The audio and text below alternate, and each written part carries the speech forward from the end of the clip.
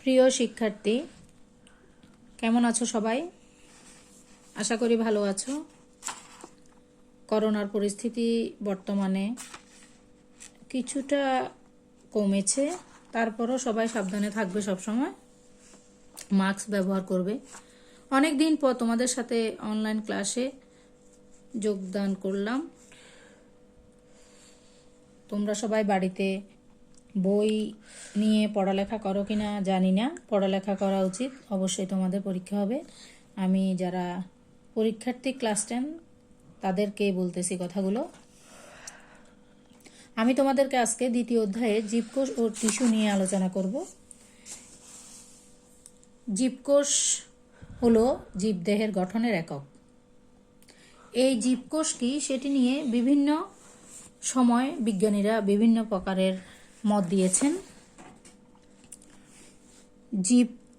জীবকোষকে জীবদেহের গঠন ও জীবস ক্রিয়াকলাপের একক হিসেবে বর্ণনা করা হয়েছে। জীবস ক্রিয়াকলাপ মানে একটা জীবের দেহ গঠিত হতে যেই কার্যক্রম সম্পন্ন হয় সেগুলোকেই বলা হচ্ছে জীবস ক্রিয়াকলাপ।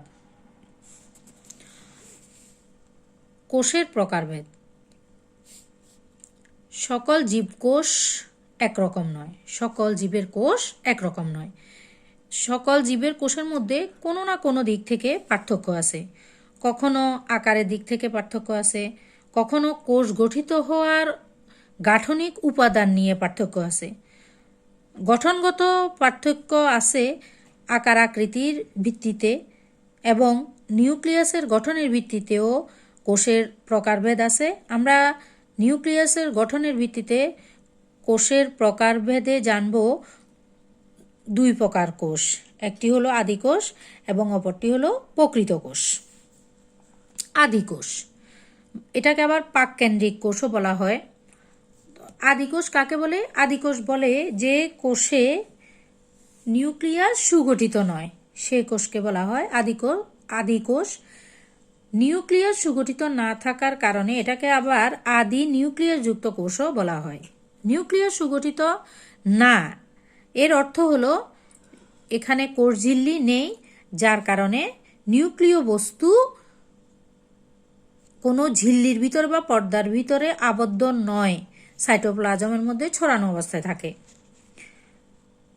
এবং আদিকোষের মধ্যে অনেকগুলো কোষের অঙ্গাণু অনুপস্থিত থাকে, যেমন মাইটোকন্ড্রিয়া, প্লাস্টিড, এন্ডোপ্লাজমিক রেটিকুলাম, এই অঙ্গাণুগুলো অনুপস্থিত থাকে। উপস্থিত থাকে অঙ্গাণু, যেমন রাইবোজোম উপস্থিত থাকে।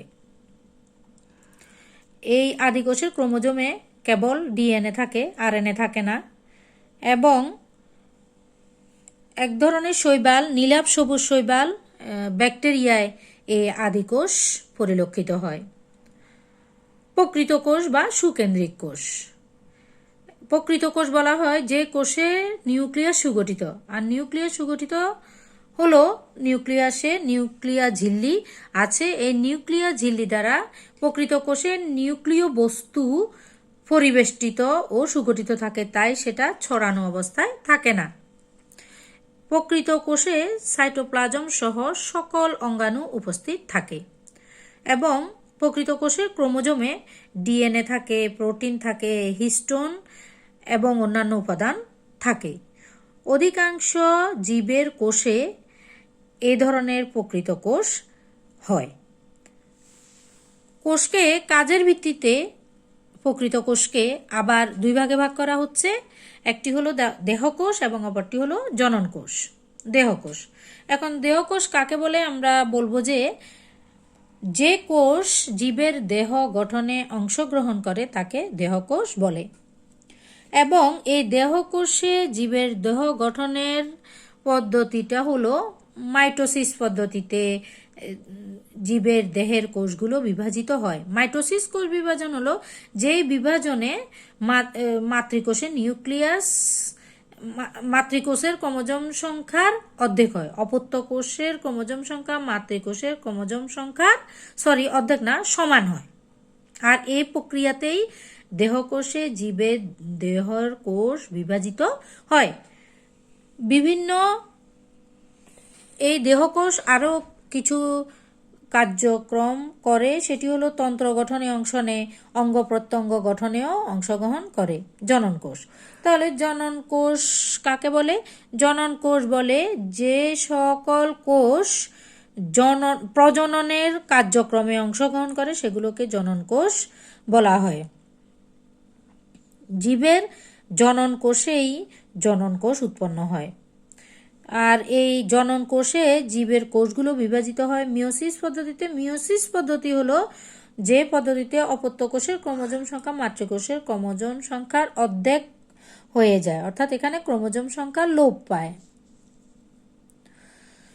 পুং ও স্ত্রী জনন কোষ মিলিত হয়ে এখানে জনন কোষ তৈরি হয়। জীবের দেহ গঠনের সূচনা করে স্ত্রী জনন কোষ ও পুং জনন কোষ মিলিত হয়ে। পুং ও স্ত্রী জনন কোষের মিলনের ফলে এখানে যে নতুন জাইগোট কোষ, নতুন কোষ সৃষ্টি হয় সেই কোষটাকে আমরা বলি জাইগোট। জাইগোট কাকে বলে? প্রকৃত জনন কোষ সৃষ্টির সময় পুং ও স্ত্রী জনন কোষের মিলনের ফলে যে নতুন কোষ সৃষ্টি হয় সেটাকে আমরা বলি জাইগোট। জাইগোট বারবার বিভাজনের মাধ্যমে একটা জীবের পূর্ণাঙ্গ দেহ গঠিত হয়। একটু আগে আমরা কোষ ঝিল্লির কথা বলেছি। কোষ ঝিল্লি হলো যেটাকে আমরা বলি কোষ প্রাচীর। এখন আমরা বুঝতেছি যে কোনো প্রাণীতে প্রাচীর থাকে না, প্রাচীর থাকে উদ্ভিদে। তাহলে কোষ প্রাচীর উদ্ভিদের মধ্যে আছে। কোষ প্রাচীর উদ্ভিদ কোষের একটি অত্যন্ত গুরুত্বপূর্ণ বৈশিষ্ট্য, কারণ এই বৈশিষ্ট্যটা দ্বারা উদ্ভিদ এবং প্রাণীকে একে অপর থেকে পৃথক করা যায়। এটি মৃত বা জড়বস্তু দিয়ে তৈরি। এটার প্রমাণ হলো আমরা যখন কোনো গাছের বাইরের দিকে আক্রমণ করি, গাছটি কোনো প্রকারের শব্দ করে না, উ আ করে না। এর থেকে বোঝা যায় যে গাছও তো জীব, সেই জীবের প্রাচীরটা মৃত বা জড়বস্তু। প্রাণী কোষে কোষ প্রাচীর থাকে না, কারণ আমাদেরকে যখন কেউ আঘাত করে, চিমটি দেয়, মারে, আমরা বুঝতে পারি, অনুভব করতে পারি আমি ব্যথা পেয়েছি। এর থেকে বোঝা যায় যে আমাদের মধ্যে কোষ প্রাচীর, অর্থাৎ প্রাণীর মধ্যে কোনো প্রাণীর মধ্যে কোষ প্রাচীর নেই। কোষ প্রাচীরের গঠন আছে এবং গঠনটা বেশ জটিল। এই জন্য জটিল, সেলুলোজ, হেমিসেলুলোজ, লিগনিন, ফ্যাকটিন, সুবেরিন, এই সবগুলোই রাসায়নিক পদার্থ। এই রাসায়নিক পদার্থগুলো দ্বারা কোষ প্রাচীর গঠিত। তবে ব্যাকটেরিয়ার কোষ প্রাচীর সেলুলোজ, হেমিসেলুলোজ, লিগনিন, ফ্যাকটিন, সুবেরিন দ্বারা নয়। এই ব্যাকটেরিয়ার কোষ প্রাচীর গঠিত হয় প্রোটিন, লিপিড ও পলিস্যাকারাইড দিয়ে, এবং ছত্রাকের কোষ প্রাচীর তৈরি হয় আরেকটি পদার্থ দ্বারা। সেই পদার্থটার নাম হলো কাইটিন। প্রাথমিক কোষ প্রাচীরটি, জীবের প্রাথমিক যে কোষ প্রাচীর, এটি এক স্তর বিশিষ্ট এবং মধ্যপর্দার উপর প্রোটোপ্লাজম থেকে নিঃসৃত কয়েক ধরনের রাসায়নিক দ্রব্য জমা হয়ে ক্রমশ আরেকটি প্রাচীর সৃষ্টি হয়, সেটার নাম হলো গৌণ প্রাচীর। আর এই গৌণ প্রাচীরে থাকে ছিদ্র। এই ছিদ্রগুলোকে কূপ বলা হয়, কোষ প্রাচীরের কূপ। এবং ছিদ্রগুলা থাকার কারণে একটি কোষের সাথে আরেকটি কোষের মধ্যে যোগাযোগ রক্ষা হয়। এবং যোগাযোগ রক্ষা হওয়ার জন্য শুধু এই কূপটাই কার্যকর নয়, সেখানে আরও একটি জিনিস কার্যকর, সেটা হলো নালী। যেই নালীটা আমরা এমনি দেখতে পাবো না, সেটাকে দেখতে হলে অনুবীক্ষণ যন্ত্র লাগে। আর যে নালীটার নাম হলো প্লাজমোডেজমাটা।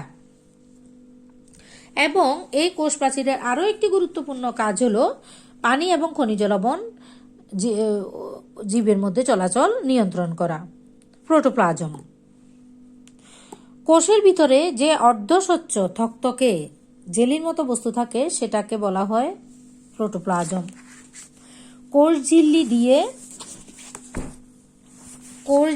দিয়ে ঘেরা সবকিছুই প্রোটোপ্লাজম।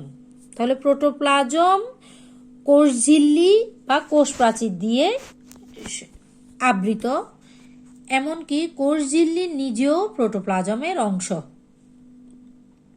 প্রোটোপ্লাজম কোষ ঝিল্লি দ্বারা পরিবেষ্টিত।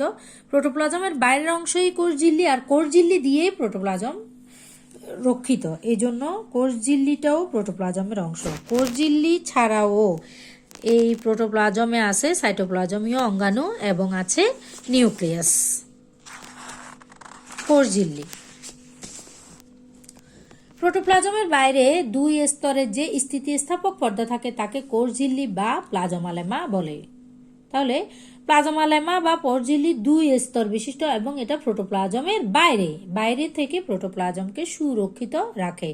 কোষ ঝিল্লি প্রোটোপ্লাজমের ভেতরে নয়, প্রোটোপ্লাজমের বাইরে এবং স্থিতিস্থাপক এবং দুই স্তর বিশিষ্ট।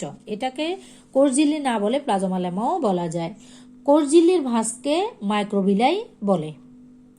এটি প্রধানত মাইক্রোভিলাই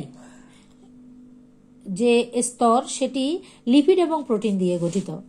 কোষ ঝিল্লি একটি বৈষম্যবেদ্য পর্দা। এই বৈষম্যবেদ্য পর্দা কাকে বলে? বৈষম্যবেদ্য পর্দা বলে ওই পর্দা যে পর্দা কোষের দুই পাশের দ্রব্যকে পর্দাটি একটি থেকে অপরটিকে আলাদা করে রাখে। সেই দ্রব্য দ্রবণও হতে পারে, একটা হতে পারে হালকা দ্রবণ, একটা হতে পারে ঘন দ্রবণ। এবং এই বৈষম্যবেদ্য পর্দা যে কাজটি করে সেটি হলো পানীয় খনিজ লবণ চলাচল নিয়ন্ত্রণ করে এবং পাশাপাশি কোষগুলোকে পরস্পর থেকে আলাদা করে রাখে। সাইটোপ্লাজমীয় অঙ্গাণু প্রোটোপ্লাজম থেকে নিউক্লিয়াসকে কেন্দ্রিকাও বলা হয়। কোষের সরিয়ে নিলে যে জেলির মতো বস্তুটি থেকে যায় সেটিই হলো সাইটোপ্লাজম। প্রোটোপ্লাজম হলো কোষ ঝিল্লির ভেতরে থাকা থকথকে পদার্থ, আর সাইটোপ্লাজম হলো প্রোটোপ্লাজমের থেকে নিউক্লিয়াসকে বা কেন্দ্রিকাকে সরিয়ে নিলে যে জেলির মতো বস্তুটি থেকে যায় সেটি হলো সাইটোপ্লাজম। এই সাইটোপ্লাজমের মধ্যে অনেক ধরনের অঙ্গাণু থাকে। এদের প্রত্যেকের এই অঙ্গাণুগুলোর প্রত্যেকটির কাজ আলাদা, তবে আলাদা হলেও একে অপরের উপর নির্ভরশীল। এই অঙ্গাণুগুলো কোনোটি ভিন্ন যুক্ত, আবার কোনোটি ঝিল্লিবিহীন। কোনোটি ঝিল্লিযুক্ত, আবার কোনোটি ঝিল্লিবিহীন। সেই অঙ্গাণুগুলো সাইটোপ্লাজমের অঙ্গাণুগুলো হলো মাইটোকন্ড্রিয়া, প্লাস্টিড আবার তিন ধরনের, ক্লোরোপ্লাস্ট, ক্রোমোপ্লাস্ট, লিউকোপ্লাস্ট, এবং আরও আছে সাইটোপ্লাজমের অঙ্গাণুর মধ্যে আরও আছে গলজি বস্তু, এন্ডোপ্লাজমিক রেটিকুলাম, কোষ গহ্বরের মধ্যে আরও আছে লাইসোজোম।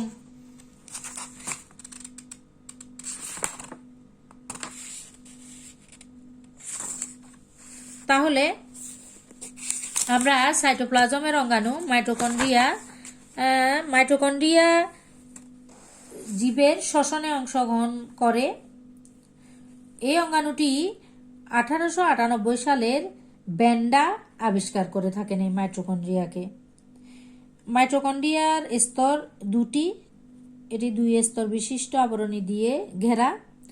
ভিতরের স্তরটি ভিতরের দিকে ভাঁজ হয়ে থাকে। ভিতরের দিকে ভাঁজ হয়ে থাকা অবস্থাকে ক্রিস্টি বলে, এবং সেই ক্রিস্টির গায়ে বৃন্ত আমরা কোথায় দেখতে পাই? ফুলে। সেরকম বৃন্তযুক্ত গোলাকার বস্তু থাকে। এদের এই বৃন্তযুক্ত গোলাকার বস্তুকে অক্সিজম বলে। অক্সিজমে উৎসেচকগুলো সাজানো থাকে। মাইটোকন্ড্রিয়নের ভিতরে থাকে ম্যাট্রিক্স। এক বচন এবং বহু বচনে ব্যবহৃত হয় মাইটোকন্ড্রিয়া এবং মাইটোকন্ড্রিয়ন। জীবের শ্বসন কার্যে সাহায্য করা মাইটোকন্ড্রিয়ার প্রধান কাজ। শ্বসন কার্যে কি হয়? এখানে শ্বসন কার্যে সাহায্য করাটা মাইটোকন্ড্রিয়ার প্রধান কাজ।